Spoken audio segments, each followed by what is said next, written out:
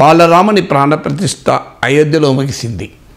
ఈ కార్యక్రమాన్ని కోట్లాది మంది భారతీయులు భక్తి ప్రవృత్తులతో వీక్షించారు. భక్తి పారవశ్యంలో మునిగారు. వివిధ రాజకీయ శక్తులు, పార్టీలు, సంస్థలు దీన్ని వివిధ రూపాల్లో భావించారు. రామమందిర రథయాత్ర జరిపినటువంటి ఆర్ఎస్ఎస్ పరివారం తాము దశాబ్దాల పాటు జరిపిన పోరాటానికి విధేయంగా భావించారు. తమ హిందూ ఆధిపత్యాన్ని చాటడానికి ఇదొక అవకాశంగా భావించారు. సో హిందూ రాష్ట్ర సాధన కొరకు ఇది తొలిమెట్టుగా భావించారు. అందుకే దేవుని నుంచి దేశానికి అంటూ మోడీ పరోక్షంగా ఈ మాట అన్నారు.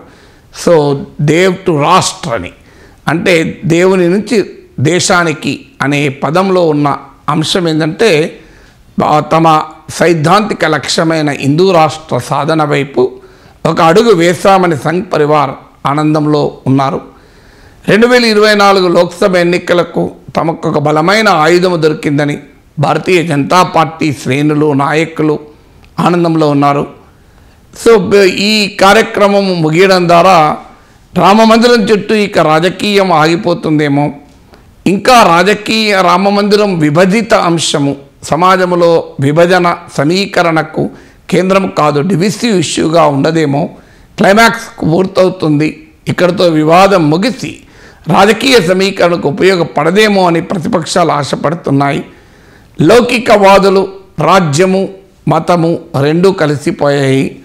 ఈ రెండింటి మధ్య రాజ్యాంగ విభజన రేఖ చెరిగిపోయింది అన్న ఆవేదన రాజ్యాంగబద్ధ లౌకికవాదుల్లో వ్యక్తమవుతోంది. ఇలా అనేక మంది దీన్ని అనేక రూపాలుగా రియాక్ట్ అవుతున్నారు. సో ఈ రియాక్షన్స్ భిన్నంగా ఉండడం సహజం. ఎందుకంటే అయోధ్యలో రామమందిర నిర్మాణం ఉన్న చరిత్ర అది, దానికి ఉన్నటువంటి నేపథ్యం అది. కానీ ఇక ముందు ఏం చేయాలి, ఇక ముందు భవిష్యత్తులో రాముడు, రామ మందిరము, అయోధ్య భారత ప్రజలకు ఏ రకంగా ఉండాలి అన్నది ఇప్పుడు మన ముందున్న ప్రశ్న. రాముడు రాజకీయం కోసం ఉండరాదు.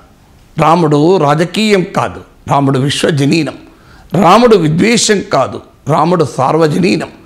రాముడు విభేదం కాదు, రాముడు ఐక్యతారాగం. రాముడు కేవలం నినాదం కాదు, ఆధ్యాత్మిక చైతన్యం. రాముడు హింస కాదు, రాముడు శాంతి.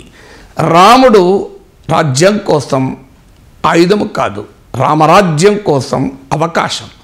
అందువల్ల రాముని పట్ల సమాజంలో మారాల్సినటువంటి ఒక దృక్పథం ఇది. రాముడు ఎప్పుడైనా రాముడే. సో రామాయణం ఎప్పుడైనా రామాయణమే. రకరకాల సామాజిక రాజకీయ శక్తులు రాముడి చరిత్రను, అయోధ్యను భిన్న రూపాలుగా చూస్తూ వచ్చారు, భిన్న విధాలుగా స్పందిస్తూ వచ్చారు.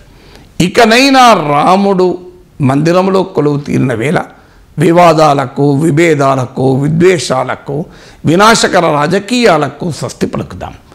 రాముడు కోరినటువంటి రామరాజ్యం అంటే ఆధునిక కాలంలో రాజ్యాంగబద్ధమైన చట్టబద్ధమైన పాలన. ఎందుకంటే రామరాజ్యము ధర్మము తప్పలేదు. ఆధునిక కాలంలో ధర్మం అంటే ఏంటి? ఆధునిక కాలంలో వ్యక్తిగత జీవితాలకు ఎవరికి వారి ధర్మాలను బట్టి జీవించవచ్చు.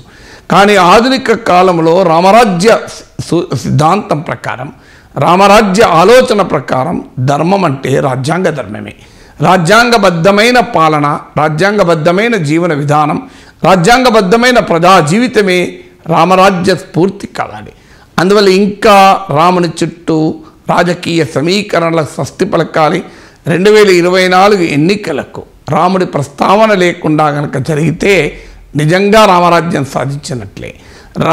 అందుకని దేశంలో మళ్ళీ ఒక విభజన రాజకీయాలకు, విద్వేష రాజకీయాలకు ఇంకా రాముణ్ణి వాడుకునే కాలం ముగిసి ప్రధానమంత్రి నరేంద్ర మోడీయే చెప్పినట్లు ఒక నూతన శకం ఆరంభం కావాలి, నూతన కాలచక్రం ప్రారంభం కావాలి. ఆ కాలచక్రం రాముడిలో ఉన్నటువంటి ఒక నిర్మలమైన, ప్రశాంతమైన, శాంతియుతమైన, సార్వజనీనమైన, విశ్వజనీనమైన ఆధునిక కాలానికి కూడా అన్వయించగలిగే విలువలకు మనము ప్రతిష్ఠించే పని సమాజంలో చేయాలి. ఇప్పుడు జరిగింది బాలరాముడి ప్రతిష్ఠ. రాముడు ఏ విలువలకు ప్రతినిధో ఆ విలువల్ని సమాజంలో ప్రాణప్రతిష్ఠ చేసే దిశగా మొత్తం భారతీయ సమాజము, యావత్ భారతీయ సమాజము సమాయుత్తం కావాల్సిన సమయం ఇది. అందువల్ల ఇంకా రాజకీయ విభజనకు రాముణ్ణి ఉపయోగించుకొని రాజకీయ సంస్కృతి స్వస్తి పలుకుదాం. రాముడు ప్రవచించిన, రాముడు ప్రతిబింబించిన విలువల ప్రాణప్రతిష్ఠకు ప్రయత్నిద్దాం.